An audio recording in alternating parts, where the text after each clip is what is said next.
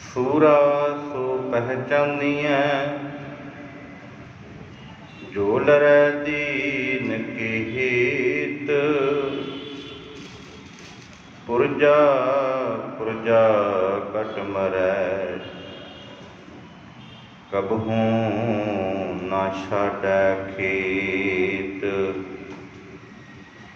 पुरजा पुरजा कट मरै कबहू न छाड़ै खेत। वाहिगुरु साहिब जी सावन सरसी कामणी चरण कमल स्यों प्यार। मन तन रता सच रंग इको नाम आधार। बिखिया रंग उड़ाविया जिसन सबे सार। हर अमृत बूंद सुहावनी मिल साधु पीवनहार। वण तिण प्रभ संग मौलिया समर्थ पुरख अपार। हर मिलने नूं मन लोचदा कर्म मिलावण हार। जिनी सखिए प्रभ पाया हऊँ तिनकै सद बलिहार। नानक हर जी मया कर शब्द सवारण हार। सावण तिना सुहागणी जिन राम नाम उरहार। सावण तिना सुहागणी जिन राम नाम उरहार। वाहिगुरु जी का खालसा वाहिगुरु जी की फतेह। जुगो जुग अटल शब्द गुरु धन श्री गुरु ग्रंथ साहिब जी की पावन गोद अंदर सुभाईमान गुरु की साजी नवाजी साध संगत जी ओट पागे हाँ। सतगुरु ने रहमत की है सत संगत विच जुड़ बैठ के इलाही शब्द कीर्तन असीं सरवण कीते हैं। धन गुरु अर्जन साहब सच्चे पातशाह जी साढ़े जीवन से पर उपकार करके तरस करते हुए अज का एक पावन बचन महीनावार जो सावन का महीना प्रारंभ होया है ये बख्शिश रूप में झोली में दात पाई है। पिछला महीना तपश का महीना अषाढ़ का महीना जिस महीने विच इंसान ने गर्मी महसूस की इस तन के उत्ते सतगुरु ने वो उदाहरण दी सी। वो महीना खत्म होया हुण सावन जिस दे बाबत सतगुरु जी बख्शिश करते हैं। सावन आया हे सखी हे सखीए हे सहेलीए जीव रूपी इस्त्रीए सावन का महीना आया। जल हर बरसन हार ते हुण जल ने उस परमात्मा दी दा गीत अनुसार क्योंकि गुरबाणी का बचन है मीह पया परमेश्वर पाया जी जंत सब सुखी वसाया।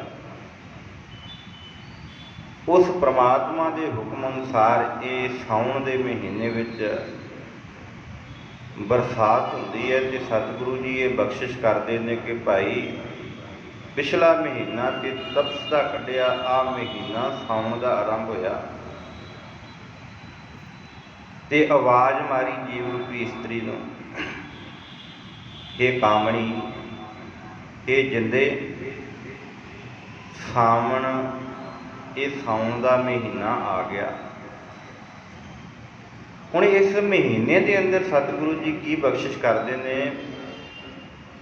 ਕਿ ਇਸ ਧਰਤੀ ਦੇ ਉੱਤੇ ਤਪਸ਼ ਦੇ ਦਿਨ ਨਿਕਲ ਚੁੱਕੇ ਨੇ। ਹੁਣ ਠੰਡ ਦੇ ਮੌਸਮ ਹੈ, ਭਾਵ ਬਰਸਾਤ ਹੁੰਦੀ ਹੈ, ਬਨਸਪਤੀ ਮੌਲਦੀ ਹੈ, ਖਿਲਦੀ ਹੈ।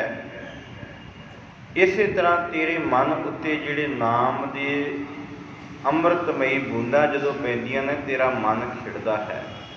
ਪਰ ਖਿੜਦਾ ਕਿਸ ਤਰ੍ਹਾਂ ਹੈ, ਇਹ ਉਦਾਹਰਨ ਨਾਲ ਦਿੱਤੀ ਹੈ। ਸਾਵਣ ਸਰਸੀ ਕਾਮਣੀ, ਸਰਸੀ ਦਾ ਭਾਵ ਅਰਥ ਹੈ ਰਸ ਭਰੀ, ਸਾਰਸੀ। ਅਸੀਂ ਕਹਿੰਦੇ ਨਾ ਇਹ ਜਿਹੜਾ ਫਲ ਹੈ ਬੜਾ ਰਸ ਦਾ ਭਰਿਆ। ਤੇ ਸਤਿਗੁਰੂ ਕਹਿੰਦੇ ਇਸ ਮਹੀਨੇ ਦੇ ਅੰਦਰ ਸਾਵਣ ਰਾਣੇ ਨੂੰ ਸਿਹਾਰੀ, ਭਾਵ ਸਾਉਣ ਦੇ ਮਹੀਨੇ ਵਿੱਚ ਸਰਸੀ ਉਹ ਜੀਵ ਰੂਪੀ ਇਸਤਰੀ ਜਿਹੜੀ ਹੈ ਰਸ ਦੀ ਭਰੀ ਹੋਈ ਹੈ, ਉਹਦੇ ਅੰਦਰ ਨਾਮ ਦਾ ਰਸ ਭਰਪੂਰ ਹੈ। ਚਰਨ ਕਮਲ ਸਿਉ ਪਿਆਰ, ਜਿਹਨੇ ਆਪਣੇ ਪ੍ਰਭੂ ਪਤੀ ਦੇ ਨਾਲ, ਉਸ ਅਕਾਲ ਪੁਰਖ ਦੇ ਚਰਨਾਂ ਦੇ ਨਾਲ ਪ੍ਰੀਤੀ ਬਣਾਈ ਹੈ। ਫਿਰ ਧਿਆਨ ਨਾਲ ਸੁਣਿਓ, ਸਾਵਣ ਸਰਸੀ ਕਾਮਣੀ, ਸਰਸੀ ਦਾ ਭਾਵ ਅਰਥ ਹੈ ਭਰੀ ਹੋਈ। ਜਿਸ ਤਰ੍ਹਾਂ ਅਸੀਂ ਕਹਿੰਦੇ ਹਾਂ ਇਹ ਫਲ ਰਸ ਦੇ ਨਾਲ ਭਰਿਆ ਹੋਇਆ, ਰਸੀ, ਜਿਹਦੇ ਅੰਦਰ ਪ੍ਰਮਾਤਮਾ ਦੇ ਨਾਮ ਦਾ ਰਸ ਭਰਪੂਰ ਹੈ। ਜਿਹੜੀ ਇੱਕ ਘੜੀ ਨਾ ਮਿਲਤੀ ਤਾਂ ਕਲਯੁਗ ਹੋਤਾ, ਹੁਣ ਕਦ ਮਿਲਿਆ ਪ੍ਰਤੁਤ ਭਗਵੰਤਾ, ਜਿਹਦੇ ਅੰਦਰ ਇਹ ਅਵਸਥਾ ਬਣ ਜਾਵੇ, ਜਿਹਦੇ ਅੰਦਰ ਇਹ ਨਾਮ ਦਾ ਰਸ ਇੰਨਾ ਭਰਪੂਰ ਹੋ ਜਾਵੇ ਕਿ ਹੁਣ ਉਹਨੂੰ ਰਾਤ ਨੂੰ ਚੈਨ ਨਹੀਂ ਆਉਂਦਾ ਕਿ ਮੈਂ ਅੰਮ੍ਰਿਤ ਵੇਲੇ ਉੱਠ ਕੇ ਨਾਮ ਜਪਣਾ, ਉਸ ਪ੍ਰਭੂ ਦੀ ਬੰਦਗੀ ਵਿੱਚ, ਯਾਦ ਵਿੱਚ ਜੁੜਨਾ। ਉਹਦੇ ਅੰਦਰ ਤੇ ਫਿਰ ਭਾਵੇਂ ਝੱਖੜ ਝਾਗੀ ਮੀਂਹ ਵਰਸੈ ਭੀ ਗੁਰ ਦੇਖਣ ਜਾਈ, ਉਹਦੇ ਅੰਦਰ ਇੰਨਾ ਚਾਅ ਹੋਵੇ, ਹਨੇਰੀ ਆਉਂਦੀ ਹੈ ਤੇ ਉਹ ਫਿਰ ਵੀ ਆਪਣੇ ਗੁਰੂ ਦੇ ਦਰਸ਼ਨਾਂ ਦੀ ਤਾਂਘ ਲੈ ਕੇ ਤੇ ਦੌੜਾ ਫਿਰੇ। ਇਹ ਸਤਿਗੁਰੂ ਨੇ ਬਖਸ਼ਿਸ਼ ਕੀਤੀ ਹੈ। ਤੇ ਨਾਲ ਹੀ ਸਤਿਗੁਰੂ ਜੀ ਅਗਲੀ ਪੰਕਤੀ ਵਿੱਚ ਬਖਸ਼ਿਸ਼ ਕਰਦੇ ਨੇ, ਮਨ ਤਨ ਰਤਾ ਸੱਚ ਰੰਗ, ਇੱਕੋ ਨਾਮ ਆਧਾਰ। ਹੁਣ ਇਹ ਚਰਨ ਕਮਲ ਸਿਉ ਪਿਆਰ ਤੇ ਬਣ ਗਿਆ, ਪਰ ਤਾਂ ਬਣੇਗਾ ਜੇ ਮਨ ਤੇ ਤਨ ਰਤਿਆ ਹੋਇਆ, ਪਰੋਇਆ ਹੋਇਆ। ਸੱਚ ਰੰਗ, ਸੱਚ ਰੰਗ ਦੇ ਵਿੱਚ ਇਹ ਭਰਿਆ ਪਿਆ ਹੈ, ਇਹਦੀ ਉਹਦੇ ਨਾਲ ਪ੍ਰੀਤੀ ਬਣ ਗਈ ਹੈ। ਪਰ ਕੇਵਲ ਮਨ ਨਹੀਂ, ਸਤਿਗੁਰੂ ਕਹਿੰਦੇ ਤਨ ਵੀ, ਇਹ ਦੋਨੋਂ ਉਹਦੇ ਨਾਮ ਰੰਗ ਵਿੱਚ ਰੰਗੇ ਗਏ ਹੋਣਗੇ। ਤੇ ਉਹਦਾ ਆਸਰਾ ਜਿਹੜਾ ਹੈ ਨਾ, ਫਿਰ ਜਿਹੜਾ ਅਸੀਂ ਕਹਿੰਦੇ ਨਾ ਮੇਰਾ ਤੇਰਾ ਆਧਾਰ ਕੀ ਹੈ, ਤੇ ਅਸੀਂ ਕਹਿੰਦੇ ਆ ਮੇਰਾ ਆਧਾਰ ਹੈ ਮੇਰਾ ਗੁਰੂ। ਪਰ ਜਿਸ ਉਸ ਆਧਾਰ ਨੂੰ ਛੱਡ ਕੇ ਅਸੀਂ ਹੋਰ ਕਿਸੇ ਥਾਂ ਦੇ ਉੱਤੇ ਭਟਕੀਏ ਤੇ ਸਤਿਗੁਰੂ ਕਹਿੰਦੇ ਫਿਰ ਖੱਜਲ ਖੁਆਰੀ ਹੈ, ਹਰ ਬਿਸਰਤ ਸਦਾ ਖੁਆਰੀ। ਇਸ ਕਰਕੇ ਸਤਿਗੁਰੂ ਜੀ ਇਹ ਬਖਸ਼ਿਸ਼ ਕਰਦੇ ਨੇ ਕਿ ਜਿਸ ਮਨ ਦੇ ਅੰਦਰ, ਤਨ ਦੇ ਅੰਦਰ ਸੱਚ ਰੰਗ ਚੜ੍ਹ ਗਿਆ ਹੋਵੇ ਤੇ ਉਹਦਾ ਆਧਾਰ ਜਿਹੜਾ ਹੈ ਇੱਕੋ ਨਾਮ ਹੋਵੇ। ਵਿਖਿਆ ਰੰਗ ਉਡਾਵਿਆ ਦਿਸਣ ਛੱਬੇ ਸਾਰ। ਹੁਣ ਅਸੀਂ ਇਹ ਸਾਰੇ ਰੰਗ ਵੇਖਦੇ ਹਾਂ ਜੀ ਸੰਸਾਰ ਦੇ ਅੰਦਰ, ਆਪਣੇ ਧੀਆਂ ਪੁੱਤਰਾਂ ਦਾ ਪਿਆਰ, ਇਹ ਵੀ ਇੱਕ ਰੰਗ ਹੈ। ਬਹੁਤੇ ਧਨ ਦਾ, ਇਹ ਵੀ ਇੱਕ ਅਨੋਖਾ ਜਿਹਾ ਰੰਗ ਹੈ। ਸਤਿਗੁਰੂ ਕਹਿੰਦੇ ਜਿਹੜਾ ਮਨੁੱਖ ਤੇ ਇਸ ਨਾਮ ਰੰਗ ਤੋਂ ਛੁੱਟ ਉਹ ਕੱਚੇ ਰੰਗ ਦੇ ਨਾਲ ਜੁੜ ਜਾਂਦਾ। ਤੇ ਸਤਿਗੁਰੂ ਕਹਿੰਦੇ ਕੱਚਾ ਰੰਗ ਕੁਸੁੰਭ ਕਾ ਥੋੜੜਿਆਂ ਦਿਰ ਚਾਰ। ਉਹ ਥੋੜ੍ਹੇ ਕੁ ਦਿਨਾਂ ਦਾ, ਆ ਜਿਹੜੇ ਤਨ ਉੱਤੇ ਬਸਤਰ ਪਹਿਨੇ ਨੇ ਥੋੜ੍ਹੇ ਕੁ ਦਿਨ ਨੇ, ਜਦੋਂ 2-4 ਇਹਨੂੰ ਧੋ ਪਾ ਦਿੱਤੇ ਤੇ ਇਹਦੇ ਉੱਤੋਂ ਰੰਗ ਲੱਥ ਜਾਣਾ, ਫਿਰ ਅਸੀਂ ਇਸ ਕੱਪੜੇ ਨੂੰ ਸੁੱਟ ਦੇਣਾ। ਇਹ ਕੱਚਾ ਰੰਗ। ਸਤਿਗੁਰੂ ਕਹਿੰਦੇ ਜਿਸ ਮਨੁੱਖ ਨੇ ਕੱਚੇ ਰੰਗ ਦੇ ਨਾਲ ਮੁਹੱਬਤ ਪਾ ਲਈ ਉਹਨੂੰ ਪਰਮਾਤਮਾ ਨਹੀਂ ਮਿਲ ਸਕਦਾ। ਪਰ ਜਿਹਦੇ ਅੰਦਰ ਇੱਕੋ ਨਾਮ ਆਧਾਰ ਹੈ, ਫਿਰ ਉਹਨੂੰ ਇਹ ਵਿਖਿਆ ਰੰਗ ਉਡਾਵਿਆ। ਜਿੰਨੇ ਇਹ ਰੰਗ ਅਸੀਂ ਦੇਖ ਰਹੇ ਹਾਂ ਨਾ, ਤਨ ਨੂੰ ਸਜਾਉਣ ਵਾਸਤੇ, ਤਨ ਨੂੰ ਤਾਕਤਵਰ ਬਣਾਉਣ ਵਾਸਤੇ ਅਸੀਂ ਵੱਖ-ਵੱਖ ਪਕਵਾਨ ਖਾਂਦੇ ਹਾਂ। ਧੀਆਂ ਪੁੱਤਰਾਂ ਲਈ ਧਨ ਜੋੜਦੇ ਹਾਂ, ਫਿਰ ਉਹਨੂੰ ਇਹ ਸਾਰਾ ਕੁਝ ਕੌੜਾ ਲੱਗਣ ਲੱਗ ਪੈਂਦਾ, ਕਿਉਂਕਿ ਇਸ ਧਰਤੀ ਦੇ ਉੱਤੇ ਇਹ ਨਿਭਣਾ ਨਹੀਂ, ਇਹ ਕੇਵਲ ਸਹਾਇਕ ਹੈ, ਮਦਦਗਾਰ ਹੈ। ਸਤਿਗੁਰੂ ਨੇ ਕਰਮਾਂ ਦੇ ਅਨੁਸਾਰ ਇਹ ਸਭ ਕੁਝ ਦਿੱਤਾ, ਕਿਸੇ ਨੂੰ ਥੋੜ੍ਹਾ, ਕਿਸੇ ਨੂੰ ਬਹੁਤਾ। ਤੇ ਸਤਿਗੁਰੂ ਕਹਿੰਦੇ ਜਿਹੜਾ ਮਨੁੱਖ ਤੇ ਇਸ ਰੰਗ ਤੋਂ ਦੂਰ ਹੋ ਜਾਂਦਾ, ਉਹਨੂੰ ਇਹ ਜ਼ਹਿਰ ਭਾਖਣ ਲੱਗ ਪੈਂਦਾ ਹੈ ਕਿ ਇਹ ਰੰਗ ਜਿਹੜਾ ਮੇਰੇ ਵਾਸਤੇ ਜ਼ਹਿਰ ਹੈ। ਇਹ ਨਹੀਂ ਵੀ ਤਨ ਉੱਤੋਂ ਕੱਪੜੇ ਲਾ ਕੇ ਸੁੱਟ ਦੇਣੇ ਆ, ਪਾਟੇ ਕੱਪੜੇ ਪਾਉਣੇ ਆ। ਸਤਿਗੁਰੂ ਕਹਿੰਦੇ ਨੇ ਤਨ ਨੂੰ ਸ਼ਿੰਗਾਰਨਾ ਨਹੀਂ, ਤਨ ਨੂੰ ਬਚਾਉਣਾ ਹੈ। ਤਨ ਦੇ ਉੱਤੇ ਐਸਾ ਕੱਪੜਾ ਪਹਿਨ ਜਿਸ ਦੇ ਨਾਲ ਤੇਰੀ ਜਗਤ ਵਿੱਚ ਸ਼ੋਭਾ ਹੋਵੇ। ਸਤਿਗੁਰੂ ਜੀ ਨੇ ਇਸ ਕਰਕੇ ਅੱਜ ਦੇ ਇਸ ਮਹੀਨੇ ਅੰਦਰ ਬਚਨ ਕੀਤਾ, ਕਿਉਂਕਿ ਇਹ ਸਾਉਣ ਦਾ ਮਹੀਨਾ ਬਰਸਾਤ ਦਾ ਲਖਾਇਕ ਹੈ। ਇਸ ਮਹੀਨੇ ਬਰਸਾਤਾਂ ਬਨਸਪਤੀ ਨੂੰ ਹਰਿਆਲੀ ਵਿੱਚ ਲੈ ਕੇ ਆਉਂਦੀਆਂ, ਤੇ ਸਤਿਗੁਰੂ ਕਹਿੰਦੇ ਫਿਰ ਜਿਹੜਾ ਮਨੁੱਖ ਤੇ ਸੱਚ ਰੰਗ ਦੇ ਵਿੱਚ ਭਿੱਜਿਆ ਹੋਇਆ, ਫਿਰ ਉਹਦੇ ਉੱਤੇ ਇਹ ਰੰਗ ਚੜ੍ਹਦਾ ਹੈ ਤੇ ਉਹਨੂੰ ਇਸ ਦੂਸਰੇ ਝੂਠੇ ਰੰਗ ਜਿਹੜੇ ਨੇ ਉਹ ਜ਼ਹਿਰ ਭਾਖਦੇ ਨੇ। ਵਿਖਿਆ ਰੰਗ ਉਡਾਵਿਆ ਦਿਸਣ ਛੱਬੇ ਸਾਰ, ਉਹਦੇ ਵਾਸਤੇ ਇਹ ਸਾਰੇ ਨਾਸ ਹੋਣ ਵਾਲੇ ਨੇ। ਹਰ ਅੰਮ੍ਰਿਤ ਬੂੰਦ ਸੁਹਾਵਣੀ ਮਿਲ ਸਾਧੂ ਪੀਵਣਹਾਰ।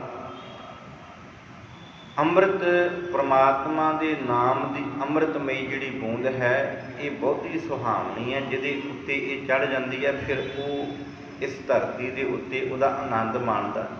ਪਰ ਮਾਣਦਾ ਉਹੀ ਹੈ ਜਿਹਦੇ ਉੱਤੇ ਫਿਰ ਉਹ ਨਾਮ ਦਾ ਰੰਗ ਚੜ੍ਹਦਾ। ਬਾਕੀ ਤਾਂ ਕਹਿੰਦੇ ਵੀ ਇਹ ਬੌਰਾ ਹੋ ਗਿਆ, ਇਹ ਬਹੁਤੀ ਸੇਵਾ ਕਰਦਾ, ਇਹਨੂੰ ਬਹੁਤਾ ਨਾਮ ਜਪਣਾ ਹੁੰਦਾ, ਪਰ ਉਹਦੇ ਅੰਦਰ ਦੀ ਜਿਹੜੀ ਹੈ ਨਾ ਝਾਤੀ ਕਿਸੇ ਨੇ ਪਾ ਕੇ ਨਹੀਂ ਵੇਖੀ। ਉਹਦੇ ਅੰਦਰ ਨਹੀਂ ਦੇਖਿਆ ਕਿ ਉਹਨੂੰ ਆਪਣੇ ਗੁਰੂ, ਆਪਣੇ ਇਸ਼ਟ ਦੇ ਨਾਲ ਮੁਹੱਬਤ ਹੋ ਗਈ ਹੈ। ਹੁਣ ਉਹਦੇ ਅੰਦਰ ਦੇ ਮਨ ਦੀ ਭਾਵਨਾ ਇਹ ਬਣ ਚੁੱਕੀ ਹੈ ਕਿ ਆਖਾਂ ਜੀਵਾਂ ਵਿਸਰੈ ਮਰ ਜਾਉ। ਜੇ ਉਹ ਆਖਦਾ ਹੈ ਤੇ ਉਹਦਾ ਮਨ ਜਿਹੜਾ ਜਿਉਂਦਾ ਰਹਿੰਦਾ, ਤੇ ਜੇ ਵਿਸਰ ਜਾਂਦਾ ਹੈ ਤੇ ਫਿਰ ਉਹਦੀ ਮੌਤ ਹੈ। ਉਹਦੇ ਅੰਦਰ ਦੀ ਅਵਸਥਾ ਤੇ ਸਤਿਗੁਰੂ ਇਹ ਬਖਸ਼ਿਸ਼ ਕਰਦੇ ਨੇ ਕਿ ਭਾਈ ਉਹਦੇ ਅੰਦਰ ਫਿਰ ਉਹ ਅੰਮ੍ਰਿਤਮਈ ਬੂੰਦ ਜਿਹੜੀ ਹੈ, ਜਿਹੜੀ ਬਹੁਤ ਸੁਹਾਵਣੀ ਹੈ, ਉਹ ਅੰਦਰ ਵਸ ਜਾਂਦੀ ਹੈ। ਪਰ ਕਿਵੇਂ ਵਸਦੀ ਹੈ, ਕਿਵੇਂ ਮਿਲਦੀ ਹੈ? ਮਿਲ ਸਾਧੂ ਪੀਵਣਹਾਰ। ਕਿੱਥੋਂ ਪ੍ਰਾਪਤ ਹੁੰਦੀ ਹੈ ਜੀ? ਸਾਧੂ ਭਾਵ ਇੱਥੇ ਜਿਹੜਾ ਸਾਧੂ ਸ਼ਬਦ ਆਇਆ ਹੈ, ਉਹ ਵਿਦਵਾਨ ਸੱਜਣਾਂ ਨੇ ਇਹਦੇ ਅਰਥ ਕੀਤੇ ਨੇ ਗੁਰੂ ਦੇ ਰੂਪ ਵਿੱਚ, ਵੀ ਇਹ ਜਿਹੜੀ ਅੰਮ੍ਰਿਤ ਦੀ ਬੂੰਦ ਹੈ, ਇਹ ਗੁਰੂ ਤੋਂ ਪ੍ਰਾਪਤ ਹੁੰਦੀ ਹੈ। ਵਣ ਤਿਣ ਪ੍ਰਭ ਸੰਗ ਮੌਲਿਆ ਸਮਰੱਥ ਪੁਰਖ ਅਪਾਰ। ਸਤਿਗੁਰੂ ਜੀ ਅੱਗੇ ਬਖਸ਼ਿਸ਼ ਕਰਦੇ ਨੇ, ਵਣ ਜੰਗਲ, ਤਿਣ ਬੂਟੇ। ਜੰਗਲਾਂ ਦੇ ਅੰਦਰ ਜਿਹੜੇ ਬੂਟੇ ਨੇ ਨਾ, ਉਹਨਾਂ ਨੂੰ ਕੋਈ ਪਾਣੀ ਥੋੜ੍ਹਾ ਦੇਣ ਜਾਂਦਾ, ਉਹਨਾਂ ਦੇ ਉੱਤੇ ਕੇਵਲ ਉਹ ਪਰਮਾਤਮਾ ਰਹਿਮਤ ਕਰਦਾ ਹੈ ਤੇ ਬਰਸਾਤ ਪਾਉਂਦਾ ਹੈ, ਹਰੇ ਹੋ ਜਾਂਦੇ। ਅਸੀਂ ਪਿੱਛੇ ਸ਼ਹਿਰ ਦੇਖਿਆ, ਪਹਾੜੀ ਇਲਾਕਾ ਆਬੂ ਰੋਡ ਦੇ ਉੱਪਰ, ਮਾਊਂਟ ਆਬੂ, ਤੇ ਕੁਝ ਸਮਾਂ ਪਹਿਲਾਂ ਮਹੀਨਾ ਇੱਕ ਗਏ ਸੀ, ਉੱਥੇ ਬਰਸਾਤ ਨਹੀਂ ਸੀ ਤੇ ਜਿਹੜੇ ਉੱਥੇ ਦਰਖਤ ਸਨ ਉਹ ਸੁੱਕੇ ਪਏ ਸਨ। ਐਉਂ ਭਾਸਦਾ ਸੀ ਜਿਵੇਂ ਇਹਦੇ ਵਿੱਚੋਂ ਹੁਣੇ ਅੱਗ ਨਿਕਲ ਆਉਣੀ ਹੈ। ਪਰ ਹੁਣ ਜਦੋਂ ਦੇਖਿਆ ਇਹ ਆਉਂਦਿਆਂ ਰਸਤੇ ਵਿੱਚ, ਤੇ ਉੱਥੇ ਬਰਸਾਤ ਦੇ ਕਾਰਨ ਉਹੀ ਬੂਟੇ ਜਿਹੜੇ ਨੇ ਹਰਿਆਲੀ, ਐਨ ਹਰੇ ਭਰੇ ਝੂਮਦੇ, ਬਰਸਾਤ ਉਹਨਾਂ ਉੱਤੇ ਪੈ ਰਹੀ ਹੈ, ਉਹ ਖਿੜੇ ਹੋਏ ਨੇ।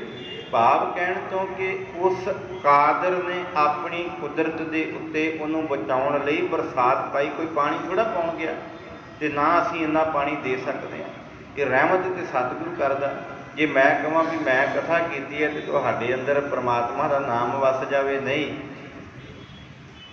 ਗੁਰੂ ਕੇ ਪਿਆਰ ਵਾਲਿਓ, ਇਹ ਤੇ ਅਸੀਂ ਮਿਲ ਜੁਲ ਕੇ ਕੇਵਲ ਵਿਚਾਰ ਕਰ ਸਕਦੇ ਹਾਂ। ਜਦੋਂ ਉਹ ਰਹਿਮਤ ਕਰਦਾ ਹੈ ਨਾ, ਰਹਿਮਤ ਦੇ ਘਰ ਵਿੱਚ ਆਉਂਦਾ ਹੈ, ਤੇ ਫਿਰ ਉਹ ਅੰਮ੍ਰਿਤ ਰੂਪੀ ਨਾਮ ਦੀ ਦਾਤ ਝੋਲੀ ਵਿੱਚ ਪਾਉਂਦਾ। ਫਿਰ ਮਨੁੱਖ ਇਸ ਧਰਤੀ ਉੱਤੇ ਖਿੜਿਆ ਰਹਿੰਦਾ, ਫਿਰ ਉਹਨੂੰ ਥਾਂ ਥਾਂ 'ਤੇ ਭਟਕਣ ਦੀ ਜ਼ਰੂਰਤ ਨਹੀਂ ਪੈਂਦੀ, ਫਿਰ ਉਹ ਪਰਮਾਤਮਾ ਰਹਿਮਤ ਕਰਦਾ ਹੈ। ਇੱਥੇ ਸਤਿਗੁਰੂ ਜੀ ਇਹ ਸਮਝਾਉਂਦੇ ਨੇ ਕਿ ਭਾਈ ਇਹ ਜਿਹੜੀ ਅੰਮ੍ਰਿਤ ਦੀ ਬੂੰਦ ਹੈ, ਇਹ ਗੁਰੂ ਤੋਂ ਪ੍ਰਾਪਤ ਹੁੰਦੀ ਹੈ, ਤੇ ਜਦੋਂ ਗੁਰੂ ਰਹਿਮਤ ਕਰਦਾ ਹੈ ਫਿਰ ਇਹ ਜਿਸ ਤਰ੍ਹਾਂ ਜੰਗਲਾਂ ਦੇ ਵਿੱਚ ਜਿਹੜੇ ਦਰਖਤ ਨੇ ਉਹ ਹਰੇ ਹੁੰਦੇ ਨੇ, ਵਾਣ ਤਿੰਨ ਪ੍ਰਭ ਸੰਗ। ਇਨਸਾਨ ਦੀ ਗੱਲ ਨਹੀਂ ਕੀਤੀ ਵੀ ਇਨਸਾਨ ਨੇ ਪਾਣੀ ਪਾਇਆ ਤੇ ਜੰਗਲ ਹਰੇ ਹੋ ਗਏ, ਨਹੀਂ। ਪ੍ਰਭ ਸੰਗ ਮੌਲਿਆ, ਪ੍ਰਭੂ ਨੇ ਰਹਿਮਤ ਕੀਤੀ, ਬਰਸਾਤ ਹੋਈ ਤੇ ਇਹ ਖੇੜ ਉੱਠਿਆ। ਸਮਰੱਥ ਪੁਰਖ ਅਪਾਰ, ਉਹ ਸਮਰੱਥ ਗੁਰੂ ਜਿਹੜਾ ਹੈ, ਪ੍ਰਮਾਤਮਾ ਜਿਹੜਾ ਹੈ, ਉਹ ਰਹਿਮਤ ਕਰਕੇ ਇਹ ਬਖਸ਼ਿਸ਼ ਕਰਦਾ ਹੈ। ਹਰ ਮਿਲਣੇ ਨੂੰ ਮਨ ਲੋਚਦਾ, ਕਰਮ ਮਿਲਾਵਣ ਹਾਰ। ਮਨ ਤੇ ਲੋਚਦਾ ਨਾ, ਮਨ ਲੋਚੈ ਗੁਰ ਦਰਸ਼ਨ ਤਾਈ, ਬਿਲਪ ਕਰੈ ਚਾਤ੍ਰਿਕ ਕੀ ਨਿਆਈ।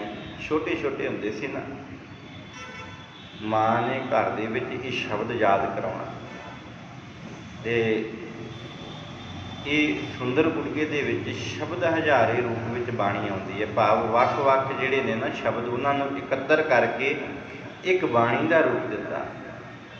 ਉਹਦੇ ਵਿੱਚ ਇਹ ਸ਼ਬਦ ਆਉਂਦੇ ਹੁੰਦੇ ਸੀ, ਅਜੇ ਵੀ ਯਾਦ ਨੇ। ਸਤਿਗੁਰੂ ਬਖਸ਼ਿਸ਼ ਕਰਦੇ ਨੇ ਕਿ ਜਦੋਂ ਮਨ ਦੇ ਅੰਦਰ ਲੋਚਾ ਭਾਵ ਤਾਂਘ ਪੈਦਾ ਹੋ ਜਾਵੇ, ਮਨ ਲੋਚੈ ਗੁਰ ਦਰਸ਼ਨ ਤਾਈ, ਬਿਲਪ ਕਰੈ ਚਾਤ੍ਰਿਕ ਕੀ ਨਿਆਈ। ਜਿਵੇਂ ਚਾਤ੍ਰਿਕ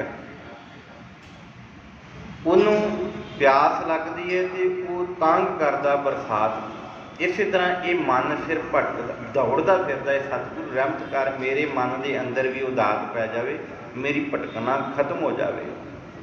ਇਸ ਪੰਕਤੀ ਦੇ ਅੰਦਰ ਵੀ ਐਸੀ ਅਵਸਥਾ ਬਿਆਨ ਕਰਦੇ ਹੋਏ ਧੰਨ ਗੁਰੂ ਅਰਜਨ ਸਾਹਿਬ ਜੀ ਬਖਸ਼ਿਸ਼ ਕਰਦੇ ਨੇ, ਹਰ ਮਿਲਣੇ ਨੂੰ ਮਨ ਲੋਚਦਾ। ਮੇਰਾ ਮਨ ਲੋਚਦਾ ਹੈ ਪ੍ਰਮਾਤਮਾ ਦੇ ਮਿਲਣੇ ਨੂੰ, ਮੇਰਾ ਜੀਅ ਕਰਦਾ ਮੈਂ ਪ੍ਰਮਾਤਮਾ ਨੂੰ ਮਿਲ ਜਾਵਾਂ। ਪਰ ਸਤਿਗੁਰੂ ਜੀ ਨਾਲ ਹੀ ਅੱਗੇ ਜਿਹੜੇ ਨੇ ਉਹ ਸ਼ਰਤ ਲਾ ਦਿੱਤੀ ਕਿ ਮਿਲਣਾ ਕਿਵੇਂ ਹੈ, ਕਰਮ ਮਿਲਾਵਣ ਹਾਲ। ਹੁਣ ਕਰਮ ਤੇ ਜਿਹੜੇ ਨੇ ਉਹ ਮਾੜੇ ਨੇ ਤੇ ਪ੍ਰਮਾਤਮਾ ਕਿਵੇਂ ਮਿਲੇਗਾ ਜੀ? ਪ੍ਰਮਾਤਮਾ ਤੇ ਤੁਹਾਡੇ ਕਰਮਾਂ ਅਨੁਸਾਰ ਮਿਲਣਾ। ਇਸ ਤਰ੍ਹਾਂ ਭਾਈ ਗੁਰਦਾਸ ਜੀ ਨੇ ਬੜਾ ਸੁੰਦਰ ਬਚਨ ਕਿਹਾ, ਪੂਛਤ ਸੁਹਾਗਣ ਕਰਮ ਹੈ ਦੁਹਾਗਣ ਕਹਿ, ਹਿਰਦੈ ਵਿਚਾਰ ਕਤ ਸਹਿਜਾ ਬੁਲਾਈਏ। ਘਰ ਵਿੱਚ ਪਤੀ ਹੈ, ਸੁਹਾਗਣ ਨੂੰ ਪੁੱਛ ਲਿਆ, ਹੇ ਇਸਤਰੀਏ ਤੂੰ ਸੁਹਾਗ ਭਾਗ ਵਾਲੀ ਹੈ, ਤੇਰੇ ਘਰ ਦੇ ਵਿੱਚ ਬੜੀ ਸੁੱਖ ਸ਼ਾਂਤੀ ਹੈ, ਤੇਰਾ ਪਤੀ ਤੇਰੇ ਤੋਂ ਰਿਝਿਆ, ਮੈਨੂੰ ਦੱਸ ਕਿ ਕਿਹੜੇ ਗੁਣਾਂ ਦੇ ਕਾਰਨ ਤੇਰਾ ਪਤੀ ਤੇਰੇ ਤੋਂ ਰਿਝਿਆ, ਤੇਰੇ ਤੇ ਖੁਸ਼ ਰਹਿੰਦਾ। ਤੇ ਉਸ ਸੁਹਾਗ ਭਾਗ ਵਾਲੀ ਨੇ ਸਾਰੇ ਗੁਣ ਦੱਸੇ। ਉਹ ਗੁਣ ਤੇ ਸੁਣ ਲਏ ਤੇ ਭਾਈ ਗੁਰਦਾਸ ਜੀ ਕਹਿੰਦੇ ਪਰ ਗੁਣ ਸੁਣਨ ਦੇ ਨਾਲ ਨਹੀਂ, ਉਹਨਾਂ ਨੂੰ ਧਾਰਨ ਕਰਨਾ ਪੈਣਾ। ਪੂਛਤ ਸੁਹਾਗਣ ਕਰਮ ਹੈ ਦੁਹਾਗਣ ਕਹਿ, ਕਰਮ ਨਹੀਂ ਬਦਲੇ। ਪੁੱਛ ਲਿਆ, ਸੁਣ ਲਿਆ, ਗੁਰਬਾਣੀ ਪੜ੍ਹ ਲਈ, ਪਰ ਆਪਣੇ ਕਰਮਾਂ ਨੂੰ ਬਦਲਿਆ ਨਹੀਂ। ਤੇ ਸਤਿਗੁਰੂ ਕਹਿੰਦੇ ਫਿਰ ਪ੍ਰਮਾਤਮਾ ਨੇ ਮਿਲਣਾ। ਕਰਮ ਮਿਲਾਉਣ ਹਾਰ, ਪ੍ਰਮਾਤਮਾ ਤੇ ਕਰਮਾਂ ਦੇ ਨਾਲ ਮਿਲਣਾ। ਜੇ ਚੰਗੇ ਕਰਮ ਨੇ ਤੇ ਪ੍ਰਮਾਤਮਾ ਮਿਲ ਪਵੇਗਾ, ਜੇ ਮਾੜੇ ਕਰਮ ਨੇ ਤੇ ਫਿਰ ਨਹੀਂ ਮਿਲਦਾ। ਜਿਨੀ ਸਖੀਏ ਪ੍ਰਭ ਪਾਇਆ, ਹੂੰ ਤਿਨ ਕੈ ਸਦ ਬਲਿਹਾਰ। ਗੁਰੂ ਸਾਹਿਬ ਇਹ ਅਖੀਰਲੀਆਂ ਪੰਕਤੀਆਂ ਦੇ ਅੰਦਰ ਅੱਗੇ ਜਿਹੜੇ ਬੰਦ ਆ ਰਹੇ ਨਾ, ਅਖੀਰਲੇ ਇਹਨਾਂ ਅੰਦਰ ਜ਼ਿਕਰ ਕਰਦੇ ਨੇ ਕਿ ਜਿਨ੍ਹਾਂ ਸਖੀਆਂ ਨੇ ਤੇ ਪ੍ਰਭੂ ਨੂੰ ਪਾ ਲਿਆ, ਮੈਂ ਉਹਨਾਂ ਤੋਂ ਬਲਿਹਾਰ ਨੇ ਜਾਣਾ। ਹਉ ਕੁਰਬਾਨੇ ਜਾਉ ਮਿਹਰਵਾਨਾ, ਹਉ ਕੁਰਬਾਨੇ ਜਾਉ, ਹਉ ਕੁਰਬਾਨੇ ਜਾਉ, ਤਿਨਾ ਕਹਿ ਲੈਣ ਜੋ ਤੇਰਾ ਨਾਉ, ਲੈਣ ਜੋ ਤੇਰਾ ਨਾਉ, ਤਿਨਾ ਕਹਿ ਹਉ ਸਦ ਕੁਰਬਾਨੇ ਜਾਉ। ਮੈਂ ਉਹਨਾਂ ਤੋਂ ਕੁਰਬਾਨ ਜਾਣਾ ਜਿਹੜਾ ਤੇਰਾ ਨਾਮ ਜਪਦੇ ਨੇ। ਸਤਿਗੁਰੂ ਐਸੀ ਬਖਸ਼ਿਸ਼ ਕਰਦੇ ਨੇ ਕਿ ਜਿਨ੍ਹਾਂ ਜੀਵ ਰੂਪੀ ਇਸਤਰੀਆਂ ਨੇ ਪ੍ਰਭੂ ਪਤੀ ਨੂੰ ਪਾ ਲਿਆ, ਭਈ ਮੈਂ ਉਹਨਾਂ ਤੋਂ ਬਲਿਹਾਰ ਜਾਣਾ। ਨਾਨਕ ਹਰ ਜੀ ਮਇਆ ਕਰ, ਸ਼ਬਦ ਸਵਾਰਨ ਹਾਰ। ਇਹ ਨਹੀਂ ਸਤਿਗੁਰੂ ਨੇ ਆਖਿਆ ਵੀ ਤੁਹਾਡੇ ਵਾਸਤੇ, ਕਹਿੰਦੇ ਮੈਂ ਨੀਵਾਂ ਹੋ ਕੇ ਉਸ ਅਕਾਲ ਪੁਰਖ ਅੱਗੇ ਅਰਦਾਸ ਕਰਦਾ ਏ, ਪਾਤਸ਼ਾਹ ਮੇਰੇ ਉੱਤੇ ਰਹਿਮਤ ਕਰ, ਮਇਆ ਕਰ ਭਾਵ ਮੇਰੇ ਉੱਤੇ ਰਹਿਮਤ ਕਰ। ਸ਼ਬਦ ਸਵਾਰਨ ਹਾਰ, ਮੈਨੂੰ ਸ਼ਬਦ ਦੇ ਦੇ। ਸ਼ਬਦ ਗੁਰੂ ਬਾਣੀ, ਗੁਰੂ ਗੁਰੂ ਹੈ ਬਾਣੀ, ਇਹ ਸ਼ਬਦ ਗੁਰੂ ਮੈਨੂੰ ਬਖਸ਼ਿਸ਼ ਕਰਦੇ, ਕਿਉਂਕਿ ਸ਼ਬਦ ਸਵਾਰਨ ਹਾਰ। ਇਹ ਮਨ ਜਿਹੜਾ ਹੈ, ਇਹ ਜਿਹੜੇ ਕਰਮ ਨੇ ਤਾਂ ਚੰਗੇ ਹੋਣੇ ਨੇ, ਮਨ ਤਾਂ ਸਵਾਰਿਆ ਜਾਣਾ ਜਦੋਂ ਸ਼ਬਦ ਦਾ ਓਟ ਆਸਰਾ ਲਵਾਂਗੇ। ਸ਼ਬਦ ਦੇ ਰਾਹੀਂ ਇਹ ਮਨ ਦਾ ਅੰਦਰਲਾ ਸਵਾਰਿਆ ਜਾਂਦਾ ਹੈ। ਤੇ ਸਤਿਗੁਰੂ ਅਖੀਰ ਬਖਸ਼ਿਸ਼ ਕਰਦੇ ਨੇ, ਸਾਵਣ ਤਿੰਨਾ ਸੁਹਾਗਣੀ, ਜਿਨ ਰਾਮ ਨਾਮ ਉਰਹਾਰ। ਵੀ ਇਹ ਸਾਉਣ ਦਾ ਮਹੀਨਾ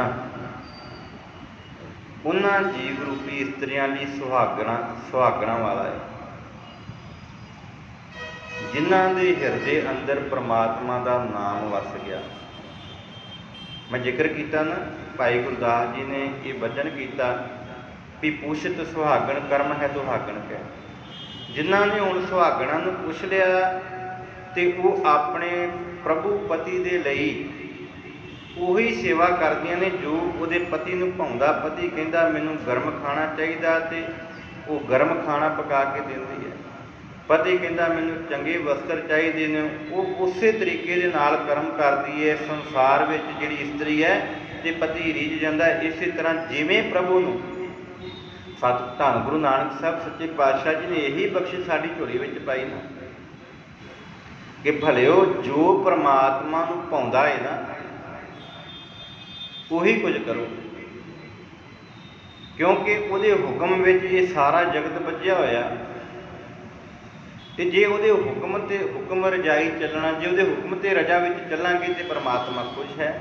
ਤੇ ਜੇ ਉਹਦੇ ਹੁਕਮ ਤੇ ਰਜਾ ਤੋਂ ਉਲਟ ਹੋ ਕੇ ਚੱਲਾਂਗੇ ਤੇ ਫਿਰ ਪਰਮਾਤਮਾ ਸਾਡੇ ਉੱਤੇ ਬਖਸ਼ਿਸ਼ ਨਹੀਂ ਕਰਦਾ। ਫਿਰ ਉਹ ਕਹਿੰਦਾ ਕਿ ਜਾ ਖੁਆਰ ਹੋ, ਤੇਰਾ ਕਰਮ ਹੀ ਇਹ ਹੈ ਤੇ ਤੂੰ ਖੁਆਰ ਹੋਣਾ। ਸਤਿਗੁਰੂ ਨੇ ਇਹ ਤਾਂ ਸਾਡੀ ਝੋਲੀ ਵਿੱਚ ਦਾਤ ਪਾਈ ਕਿ ਭਲਿਓ ਸਾਵਣ ਤਿੰਨਾ ਸੁਹਾਗਣੀ, ਇਹ ਸਾਉਣ ਦਾ ਮਹੀਨਾ ਉਹਨਾਂ ਵਾਸਤੇ ਸੁਹਾਵਣਾ ਹੈ ਜਿਨ ਰਾਮ ਨਾਮ ਉਰਹਾਰ। ਜਿਨ੍ਹਾਂ ਨੇ ਆਪਣੇ ਪ੍ਰਭੂ ਪਤੀ ਦੇ ਨਾਮ ਨੂੰ ਭਾਵ ਪਰਮਾਤਮਾ ਦੇ ਨਾਮ ਨੂੰ ਆਪਣੇ ਗਲ ਦਾ ਸ਼ਿੰਗਾਰ ਭਾਵ ਹਾਰ ਬਣਾ ਲਿਆ। ਉਹ ਸਦਾ ਸਤਿਨਾਮ ਸ੍ਰੀ ਵਾਹਿਗੁਰੂ ਦਾ ਜਾਪ ਕਰਦਿਆਂ ਵਾਹਿਗੁਰੂ ਵਾਹਿਗੁਰੂ ਦਾ ਸਿਮਰਨ ਕਰਦੇ ਨੇ। ਇਹ ਅੱਜ ਦਾ ਪਾਵਨ ਬਚਨ ਹੈ। ਸਾਵਣ ਮਹੀਨੇ ਦੀ ਆਰੰਭਤਾ ਹੋਈ ਹੈ। ਸਤਿਗੁਰੂ ਸਾਡੇ ਸਾਰਿਆਂ ਉੱਤੇ ਦਇਆ ਕਰੇ।